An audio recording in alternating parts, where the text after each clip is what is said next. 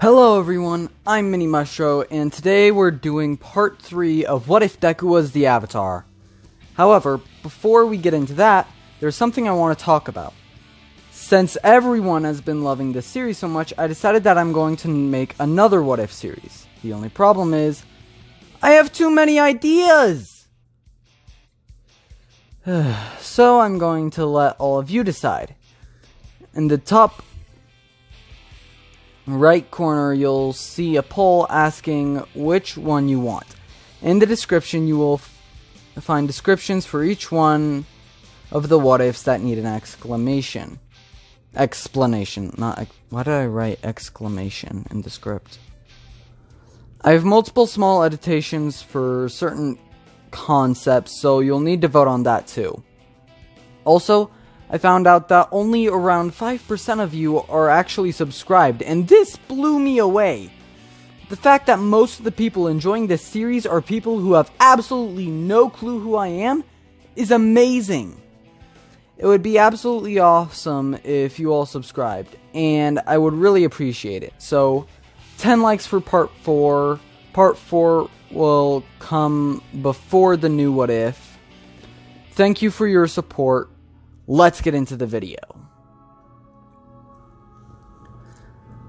Before class begins, Izuku comes into class to talk to Aizawa. He enters the class and Aizawa immediately notices him. Class doesn't begin for another half hour. What are you doing here? I came to talk about Mineta. I think you shouldn't have expelled him. Aizawa sighs. Listen, I made a threat and I followed through. I looked at him. He has no chance at being a hero in the real world. Deku thinks about how All Might is losing his power and comes to the conclusion that the world needs as many heroes as possible. Give him another chance. He worked hard. Midoriya, I already discussed how the world isn't fair. He can't handle that, and so he shouldn't be a hero. That's saying he isn't good enough just because he wasn't as good as everyone else. Listen, I can't explain why, but I get the feeling that something bad is going to happen. And if I'm right, then we need every hero we can get. At least let there be some compromise. Aizawa stands up from his seat. Fine, I'll make you a deal. We'll go outside and have a battle. If you win or surprise me by the time I beat you, then I'll let him back in. Really? I'm not done. If you don't, then I'll expel you as well. Do you still want to defend him knowing the possible consequences? Deku nods his head. A few minutes later, Deku and Aizawa are standing outside. Deku tries to think of a way to beat Aizawa. I can't go for a straight-on attack. If I do, he'll just block my quirk. I need to figure out how to stop that. Deku looks at the ground and sees the dirt. Then he gets an idea. Aizawa says, go. Deku starts charging towards Aizawa and throws dirt in his eyes just before he puts his goggles on. Deku kicks some fire at Aizawa, who gets knocked back. He struggles to keep his eyes open. Deku sends a barrage of fire attacks at Aizawa. Eventually, he gains his composure and begins to just dodge. He tries to wrap Deku in his capture scarf, but Deku is dodging by blasting himself out of the way. Aizawa gets Deku's arm and pulls him closer so that he can get him wrapped up more. Deku tries to think of a way out, and he uses One for All in his middle finger and the arm that's wrapped up. He blasts the scarf off of him. He proceeds with breathing fire. As he's doing it, the fire sputters. The dust is leaving Aizawa's eyes. Deku runs out of breath and stops breathing fire to catch it. Aizawa has now nullified Deku's quirk. Deku doesn't realize and throws a punch intending a fire blast, only to get a small puff of flame.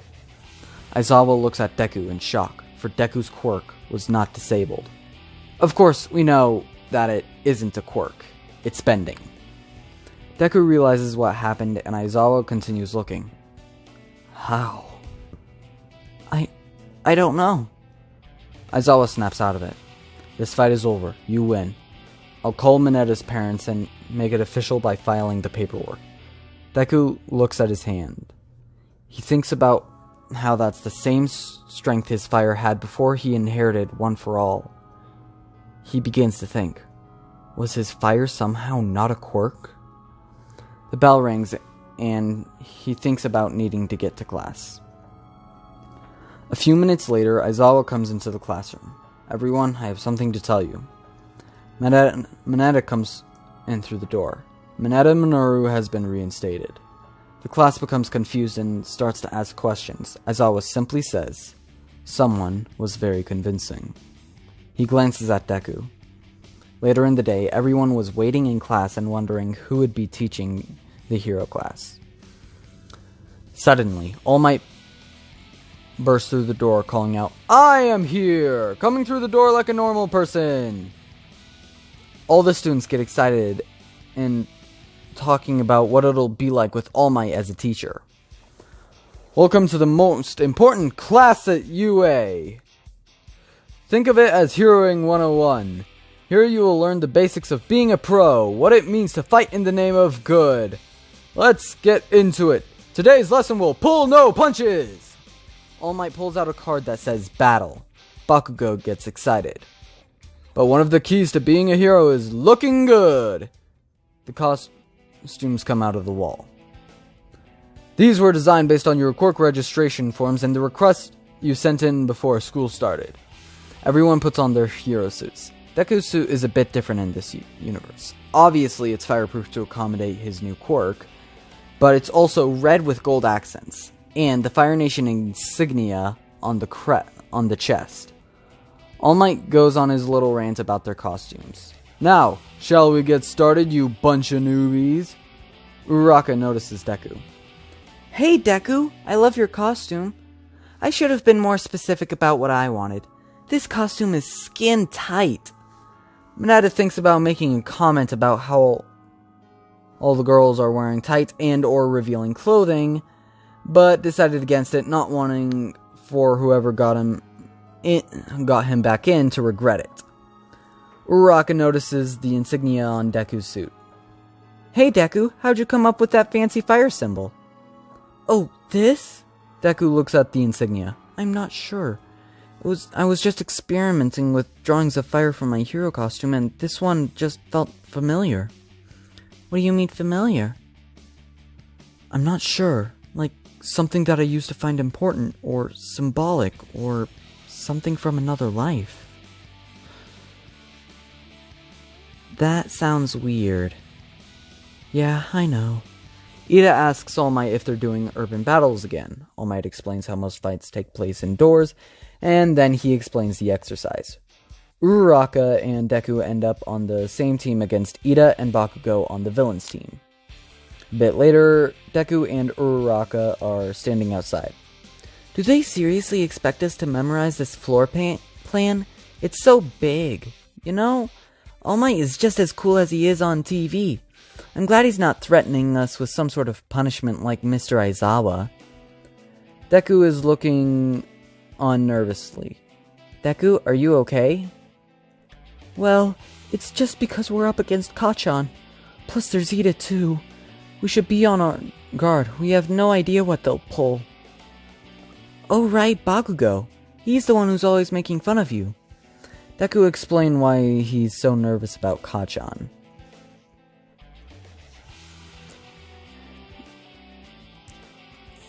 "But that just means I have to do better. I refuse to lose today." "So it's a fated battle between rivals." "No, it's not like I'm trying to get you wrapped up in my fight or anything." "Are you kidding? We're a team. Let's win this." All Might announces that it's time to begin, and the two enter the building through the window. After walking for a bit, Bakugo jumps out from behind the corner and tries to blast the pair. Deku jumps out of the way, grabbing Uraraka. "Uraraka, you okay?"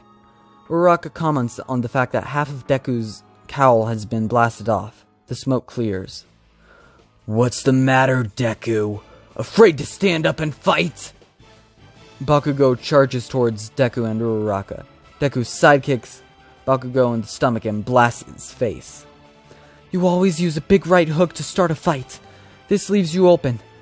I know because I've watched you for years. I analyzed every amazing hero, even you. I wanted to learn everything I could about them. It was all in the notebook you burned and threw away. You can call me Deku, but I'm not the same helpless, defenseless kid anymore. You hear me? I've changed! From now on, Deku is the name of a hero! Bakugo gets up and just looks at Deku. He jumps at Deku, who ducks down, rotates, and gets back up, throwing a fire blast at Bakugo, who deflects it with an explosion. Uraraka, you get to the bomb. I'll take care of Kachan. Right. Uraraka ran off to look for the bomb. Deku launched a barrage of fire jabs. Bakugo was pinned down. He sent off an explosion to stop the jabs and used the cover to give chase. He lands on explosion on Deku, who is sent flying back. Deku recovers and starts to use his firebending to get away. Deku is on his tail, but he's barely gaining. Eventually, Deku gets tired and Bakugo catches up. Bakugo ends up getting close enough to land an explosion. Deku is knocked to the ground. Why won't you use your other quirk? Are you saying you can win even if you don't use it? Are you underestimating me, Deku? Deku, lying on the ground and getting up, says, I'm not scared of you anymore. Bakugo gets angry for a second and then remembers something. With your stalking, you probably already know. He points his gauntlets at Deku. But my quirk, Explosion, lets me secrete nitroglycerin like sweat from the sweat glands on the palm of my hand and make it explode. Bakugo readies his gauntlets. If they made these the way I asked, then these gauntlets will store up the nitroglycerin inside them and... All Might tells Bakugo to stop. Bakugo pulls the pin and a large explosion begins to head towards Deku. In his head, Deku says, I guess now's as good a time as ever to try enhancing my fire. Deku throws a fire blast with One for All, and it's a perfect match for Bakugo's super explosion. Deku looks stunned on how he was able to stop something like that. Deku then realizes that the arm he blasted with is now broken. Bakugo comes running out of the smoke. How did you do that? He hits Deku with another explosion, and he's seemingly knocked out cold.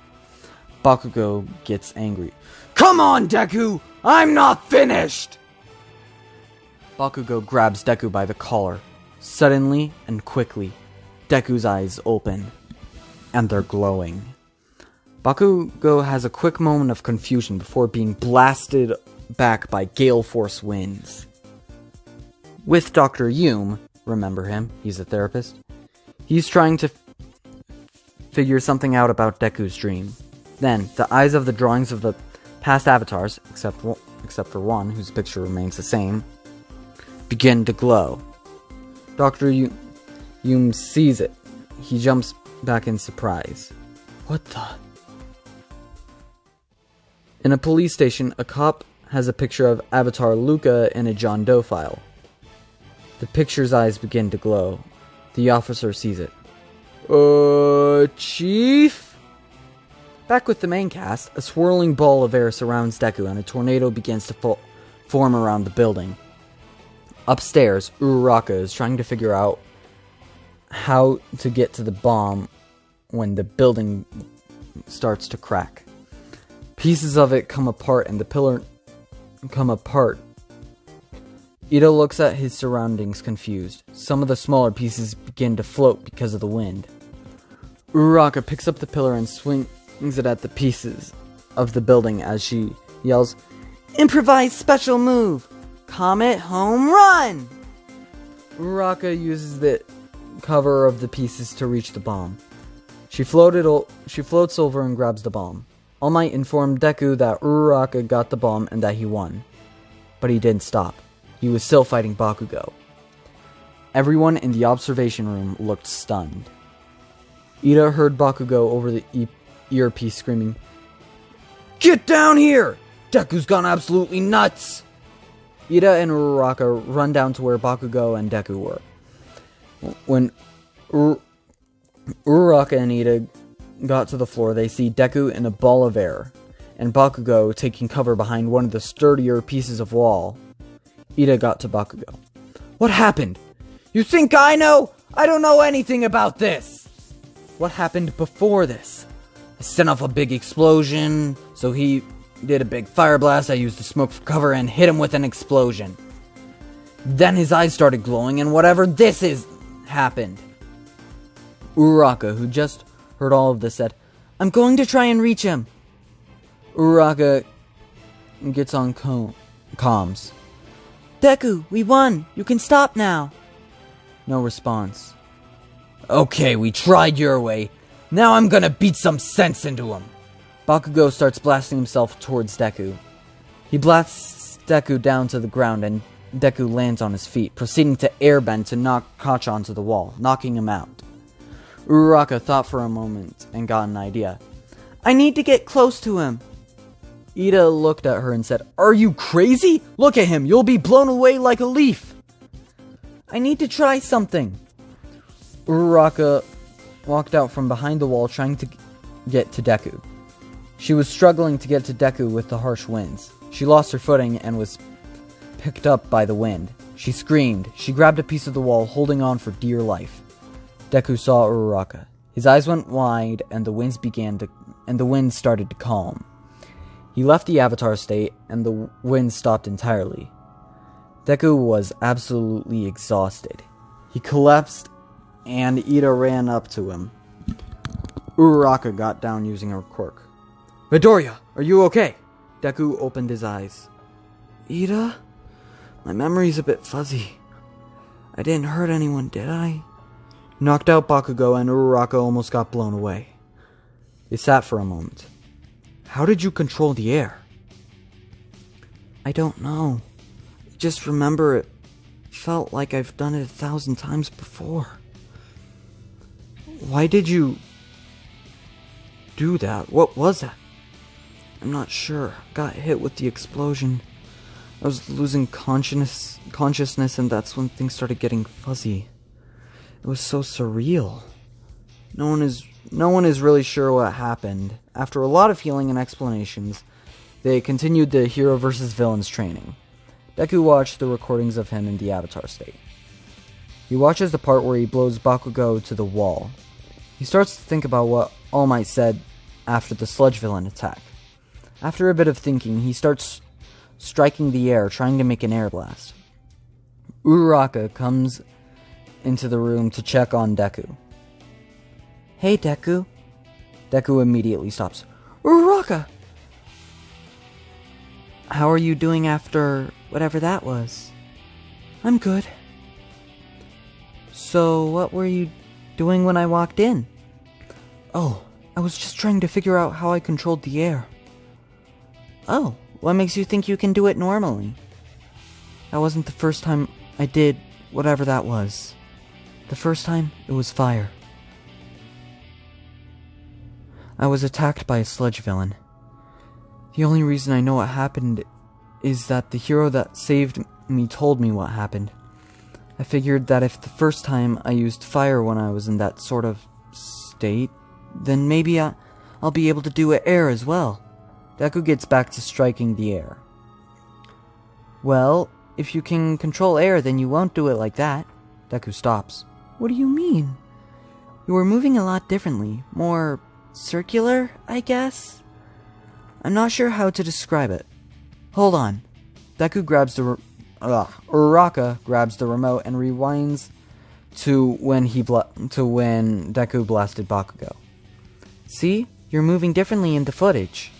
Deku starts to move in the way he did when he was in the avatar state. Nothing happens. Oh well. Learning fire for the first time was pretty hard. I couldn't expect to get air that easily. I'll keep trying though. That night, Deku goes to sleep expecting his usual reoccurring dream. Except, he doesn't get his usual reoccurring dream. Instead, he has many dreams, but they don't feel like dreams. They feel more like memories.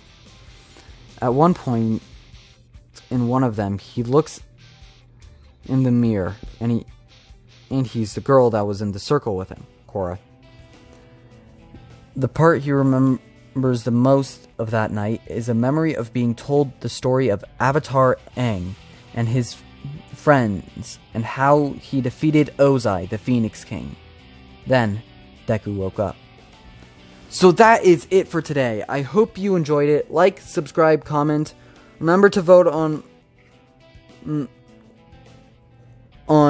the what if you want and which version you want. 10 likes for part 4. And until next time, Mabu Hai, Mabu Bye!